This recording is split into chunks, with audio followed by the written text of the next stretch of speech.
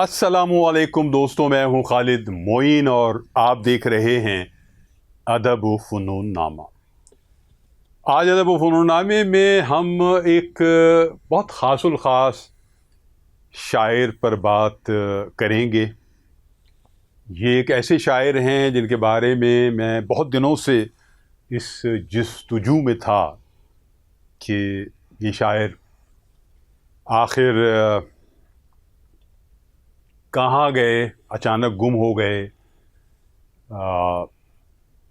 کانپور میں رہے کہ انڈیا کے کسی اور شہر میں رہے، پاکستان سنا کہ آ گئے تو پھر کیا کراچی میں رہے، یہ سننے میں آتا رہا، لیکن کوئی باوثوق ذرائع نہیں مل رہے تھے۔ سب سے پہلے پروفیسر سحر انصاری صاحب نے بتایا کہ ہاں، زیب غوری کراچی آ گئے تھے، لیکن کیا پھر وہ کراچی ہی میں رہے یا واپس چلے گئے، یہ ایک مبہم سا معاملہ ہے۔ میں تلاش کرتا رہا، یہاں کے کچھ اور سینئر سے بھی بات کی، لیکن کوئی تشفی بخش جواب نہیں آیا۔ ریختہ جو بھارت کی ایک بہت بڑی ویب سائٹ ہے اردو کی، اس میں یہ بات درج ہے اور شمس الرحمان فاروقی کے حوالے سے درج ہے کہ زیب غوری کا انتقال 1985 میں کراچی میں ہوا۔ یہ بات کچھ اور لوگوں نے بھی بتائی، لیکن وثوق کے ساتھ کیا ایسا ہی ہوا تھا، اس کے بارے میں بتانے والا کوئی نہیں تھا۔ میں زیب غوری سے کب آشنا ہوا، یہ پرانی بات ہے۔ میرے ایک دوست انڈیا جا رہے تھے، تو میں اب بھی اور پہلے بھی دوستوں سے یہ فرمائش پہلے بھی کرتا تھا، اب بھی کرتا ہوں کہ بھائی میرے لیے قیمتاً کوئی اچھا مجموعہ کلام ہو یا کوئی نثر کی کتاب ہو تو وہ ضرور لے آئیے گا۔ میں اسے تحفتاً رکھ لوں گا، لیکن ہوگی وہ قیمتاً۔ اب ظاہر ہے کہ کوئی دوست اتنا بھی سنگ دل اور بے وفا نہیں ہوتا کہ وہ کوئی کتاب وہاں سے لائے، کوئی خاص کتاب، اور پھر اس کی وہ قیمت بھی لے۔ خیر، میں دینے پر ہمیشہ رضامند رہا ہوں، پہلے بھی اور اب بھی۔ تو وہ میرے ایک دوست گئے اور وہاں سے وہ ایک بامبئی سے ایک نمبر لے کر آئے، ایک ادبی جریدے کا، چھوٹے سائز میں تھا وہ جریدہ، اور وہ نمبر تھا زیب غوری فن اور شخصیت۔ یہ بھی تھا کہ زیب غوری کے انتقال کے بعد وہ نمبر مرتب کیا گیا، ان کے کچھ دوستوں نے اس میں تحریریں لکھی، بہت اچھے انداز میں یاد کیا، کچھ ان کا کلام تھا اس میں۔ جو باتیں معلوم ہوئیں اس سے میں بہت متاثر ہوا کہ ایک بہت وجیح، بہت پروقار، بہت پڑھے لکھے دوستوں کے دوست، اور سوٹڈ بوٹڈ ہوتے تھے، بہت اچھی جگہ کہیں جاب کرتے تھے۔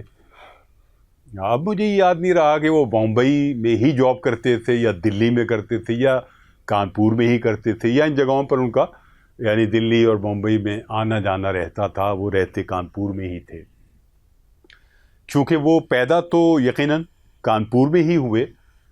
ان کی پیدائش جو ہے 1928 کی ہے، کانپور کی ہے۔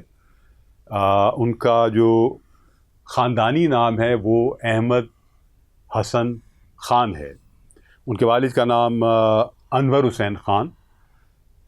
کانپور سے پھر وہ کیسے کراچی آئے، اور 85 میں اگر ان کا انتقال ہوا تو اس سے کتنے سال پہلے آئے، لیکن بہت زیادہ برس اور سال پہلے وہ کراچی نہیں آئے، یقیناً 8-10 سال پہلے ہی وہ کراچی آئے۔ کن حالات میں آئے، کیا وجہ بنی کہ وہ کانپور سے یا انڈیا سے یہاں آ گئے، اور پھر یہاں بھی وہ خلوت نشینی کے عالم میں رہے۔ ان کا ایک مجموعہ 1976 میں سامنے آیا، زرد زرخیز کے نام سے۔ یہ وہ دور ہے جب جدیدیت کے ڈول ڈلے ہوئے تھے، اور افسانہ ہو، کہانی ہو، ناول ہوں، شاعری ہو، غزل ہو، نظم ہو، سب میں جدیدیت کے رنگ بکھرے ہوئے تھے.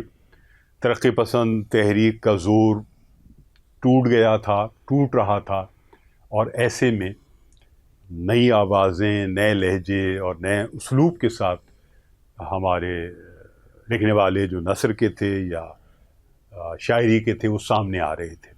لیکن زیب غوری پر توجہ نہیں دی گئی اس دور میں. زرد زرخیز پر بہت زیادہ کوئی رد عمل نہیں آیا. اس کے نام سے ہی معلوم ہوتا ہے کہ ان کی شاعری میں ایک نیا پن ضرور تھا، یا ان کی غزلوں میں ایک جدیدیت اور جدید حیثیت کی آمیزش ضرور تھی. یہ بھی ہے کہ وہ کلاسک سے اچھی طرح واقف تھے، لہٰذا کلاسیکی احترام، جو کلاسیکی روایات ہیں ان کا احترام ان کے یہاں ملتا ہے، لیکن لہجہ ان کا یقیناً جدید رہا.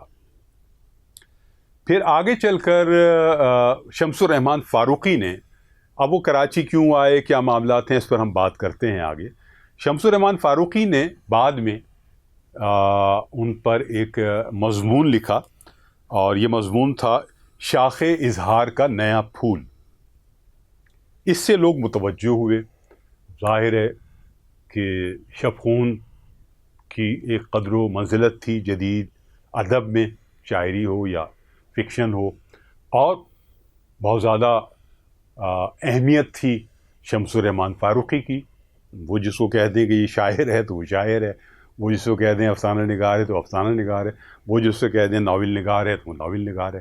چونکہ ان کا ایک قد و قامت ایسا تھا، اور تنقید بھی ان کی. اب ایک تو ناول بھی ان کا ہے کئی چاند تھے سر آسماں، اور ان کے افسانے سوار، اور پھر ان کا ایک حلقہ احباب، بہت زبردست حلقہ احباب شمس الرحمن فاروقی کا رہا. پاکستان بھی آئے، کراچی بھی آئے شمس الرحمن فاروقی. اب ان کا انتقال ہو گیا ہے ظاہر ہے. تو اس صورتحال کے بعد زیب غوری پہ لوگوں نے غور کرنا شروع کیا، ان کی شخصیت، ان کی شاعری پر، وہ تھوڑا نمایاں ہوئے.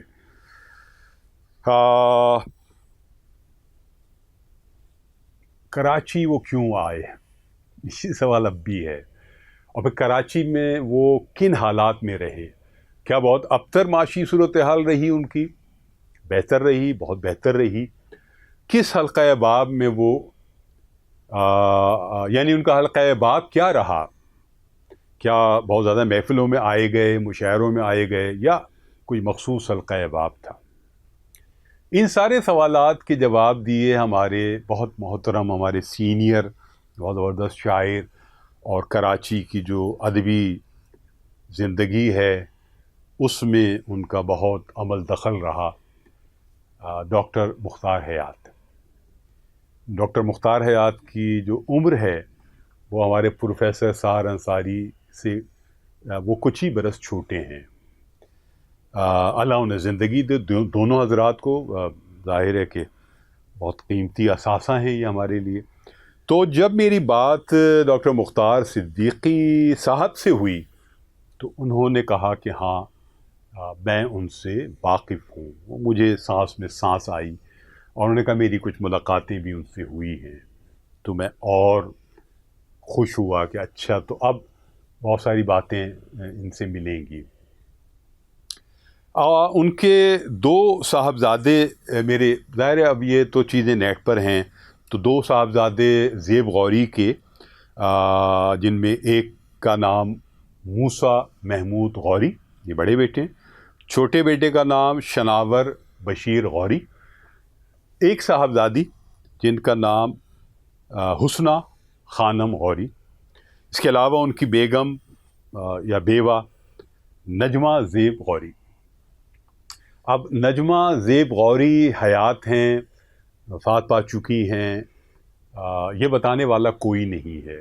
ان کے دونوں صاحبزادے موسیٰ اور شناور، اور ان کی صاحبزادی حسنہ کہاں ہیں، کیا وہ کراچی میں ہیں، یا پاکستان کے کسی اور شہر میں ہیں، یا پاکستان سے باہر کہیں یہ لوگ چلے گئے ہیں، یہ بتانے والا کوئی نہیں ہے. خود ڈاکٹر مختار صدیقی صاحب کے بھی علم میں یہ بات نہیں ہے کہ ان کا خانوادہ کہاں گیا. ڈاکٹر مختار صدیقی نے اس کی تصدیق کی کہ جو کچھ انٹرنیٹ پر موجود ہے کہ ان کا انتقال کراچی میں ہوا تو واقعی کراچی میں ہوا، 1985 میں ہوا تو انہوں نے کہا 1985 میں ہوا، اور انہوں نے یہ بھی بتایا کہ ماڈل کالونی میں زیب غوری کی تدفین ہوئی، ماڈل کالونی منیر کے قبرستان میں ان کی تدفین ہوئی، اس میں وہ شریک بھی ہوئے ڈاکٹر مختار صدیقی صاحب۔ اب ڈاکٹر مختار صدیقی کیسے جڑے؟ ظاہر ہے ڈاکٹر مختار صدیقی کا تعلق کانپور سے تو نہیں ہے، تو انہوں نے کہا کہ ہاں میرا تعلق تو کانپور سے نہیں ہے، لیکن سرشار صدیقی صاحب جو ہیں ان سے تو میرے ظاہر برادرانہ مراسم رہے، تم جانتے ہی، انہوں نے مجھ سے کہا، میں نے کہا بالکل میں جانتا ہوں۔ تو ان کے توسط سے ڈاکٹر مختار صدیقی صاحب کی ملاقاتیں زیب غوری سے ہوئی۔ انہوں نے یہ بتایا کہ بہت بڑا حلقہ احباب کراچی میں ان کا نہیں تھا، اور وہ اس لیے بھی نہیں تھا کہ وہ چاہتے بھی نہیں تھے، تو چند احباب تھے جو کانپور سے متعلق تھے، کانپور کے لوگ تھے، ان سے زیب غوری کی ملاقاتیں یا جو محدود نشستیں ہوتی ہیں وہ ہوتی تھیں، جن میں حسنین کاظمی تھے، ابو الخیر کشوی تھے، بڑی شخصیات ہیں ظاہر ہے، سرشار صدیقی وہ تو ظاہر تھے، خود سرشار صدیقی صاحب کے گھر پر بھی زیب غوری آتے تھے اور وہاں نشستیں ہوتی تھیں۔ اس کے علاوہ ایک اور صاحب تھے بشیر انصاری، بشیر انصاری صاحب بھی بہت متحرک رہے، یہ کانپور اکیڈمی سے متعلق رہے اور اس حلقہ احباب میں بھی رہے، کانپور کے دیگر حلقہ احباب کے ساتھ بھی رہے، تو سب سے ملاقاتیں رہیں ان کی۔ جو مجموعے ان کے شائع ہوئے بعد میں، زیب غوری کا انتقال 1985 میں ہوا تو 1985 میں ہی ان کا ایک مجموعہ کلام چاک کے نام سے شائع ہوا، یہ کانپور اکیڈمی نے شائع کیا اور یہ 1985 میں سامنے آیا۔ اسی طرح زرتاب ایک کتاب آئی اور یہ بھی یہیں سے شائع ہوئی، کانپور اکیڈمی سے ہی ان کے انتقال کے بعد۔ البتہ ایک کتاب 2012 میں زیب غوری کی شائع ہوئی بھارت سے، وہ کتاب ان کا ایک طرح کا کلیات بھی سمجھ سکتے ہیں، تو وہ ایک کتاب ضرور ان کی وہاں شائع ہوئی۔ ایک بہت زبردست غزل، ایسی غزل جس میں، کیونکہ ظاہر ہے کہ زیب غوری جو ہیں وہ جدید عیسیت کے آدمی تھے اور کلاسیکی روایت کے احترام کے ساتھ چلتے تھے، لیکن نئے تجربات بھی کرتے تھے ظاہر ہے، لیکن وہ تجربات ایسے نہیں ہوتے تھے کہ اس میں زبان کو بگاڑ رہے ہوں یا غزل کی ہیئت کو بگاڑ رہے ہوں، اسی کے درمیان رہتے ہوئے، اسی کے اندر رہتے ہوئے وہ تجربات کرتے ہیں۔ ایسے تو ایک غزل بڑی مشہور ہوئی تھی ان کی، ایک زمین بڑی مشہور ہوئی تھی، قافیے خاص طور پر بڑے قابل دید تھے، اور وہ اس رسالے میں بھی غزل تھی جس سے میں چونکا تھا۔ میں آپ کو اس کا مطلب سناتا ہوں۔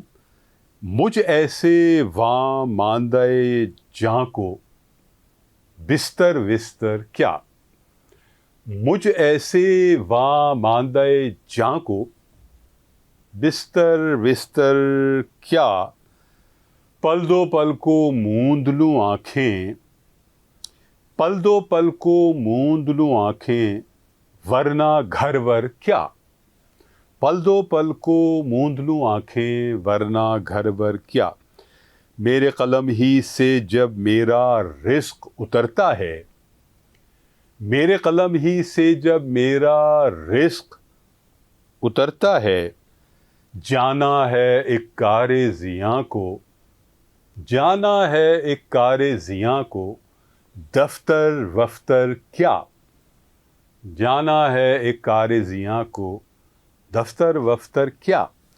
تو آپ نے دیکھا کہ اس میں جو قافیوں کی جو ترتیب ہے اور جو تہذیب ہے، اس میں کتنا ایک نیا پن ہے، کیونکہ اس میں گھر کے ساتھ ور آ گیا، گھر ور آ گیا، دفتر وفتر، دفتر کے ساتھ آ گیا، شہ پر وہ پر کیا، پے کر وہ کر کیا، منظر منظر کیا.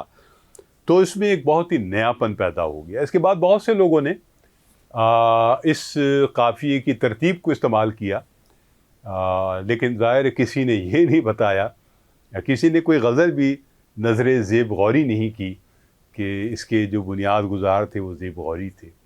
ہر آدمی نے سینہ چوڑا کر کے بتایا یا چپ رہ کر بھی بتایا کہ یہ تو میری تخلیق ہے، یہ تجربہ میرا ہے. تو یہ بڑے مزے کی باتیں ہیں. ہمارے ہاں ادب میں کریڈٹ دینا، کسی کو تسلیم کرنا، کسی کو ماننا، کسی کی بڑائی کو ماننا، کسی کی اچھائی کو ماننا، کسی کی ندرت کو ماننا، اس کا چلن ذرا کم رہا ہے اب بھی. اور اب تو خیر بہت ہی زیادہ ملیا میٹ ہو گئی ہے یہ صورتحال. یہاں ہم ایک وقفہ لے رہے ہیں اور زیب غوری پر بات ہو رہی ہے. زیب غوری کے بارے میں مزید کچھ باتیں بھی بتاتے ہیں، اور ان کی جو غزل ہے، بہت خوبصورت غزل ہے، جدید غزل ہے، زندگی سے بھرپور غزل ہے. اس میں بہت سارے سوالات ہیں، وجود سے متعلق، ماورائے وجود، خدا سے متعلق، کائنات سے متعلق، اور جمالیات ہیں. وہ تغزل تو نہیں ہے لیکن شعری جمالیات بھرپور ہیں زیب غوری کی غزل میں، اور یہی زیب غوری کی انفرادیت بھی ہے. بس یہاں خالد میں ان کو اجازت دیجیے. یہاں ہم ایک اختتام کرتے ہیں اس پروگرام کے پہلے حصے کا، پھر دوسرے حصے میں دوبارہ حاضر ہوں گے. خدا حافظ.